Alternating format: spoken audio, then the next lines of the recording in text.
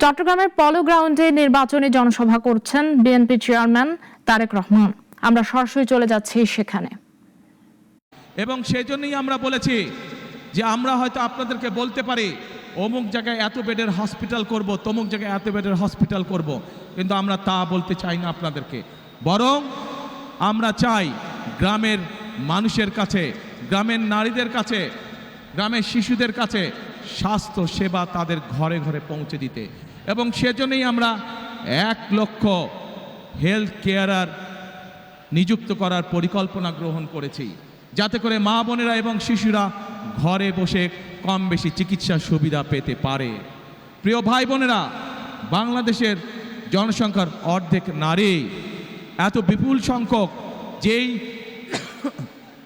জনসংখ্যার অর্ধেক নারী, সেই নারীদেরকে আমরা কর্মহীন রেখে আমরা কোনোভাবেই আমাদের এই বাংলাদেশকে আমাদের প্রত্যাশিত লক্ষ্যে নিয়ে যেতে পারবো না।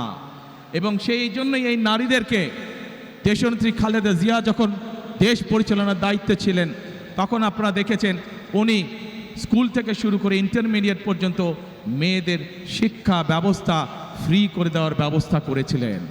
এটি ধারণা আছে আপনাদের যে আমরা সেই নারীদেরকে সেই শিক্ষা ব্যবস্থার ফলে, ফ্রি শিক্ষা ব্যবস্থার ফলে নারীদের একটি বৃহৎ অংশ আজ শিক্ষিত হয়েছে। কিন্তু সেই নারীদেরকে আমরা স্বাবলম্বী করে, অর্থনৈতিকভাবে স্বাবলম্বী করে গড়ে তুলতে চাই। এবং সেই জন্যই আমরা বলেছি আপনাদের ভোটে ইনশাল্লাহ আগামী 12 তারিখে বিএনপি সরকার গঠনে সক্ষম হলে আমরা বাংলাদেশের প্রত্যন্ত অঞ্চলে গ্রামগঞ্জ সহ সকল পরিবারের নারীদের কাছে আমরা ফ্যামিলি কার্ড পৌঁছে দিতে চাই। প্রিয় ভাই বোনেরা, বাংলাদেশের মূল প্রাণ শক্তি হচ্ছে কৃষক। এই কৃষক যদি ভালো থাকে তাহলে বাংলাদেশ ভালো থাকবে।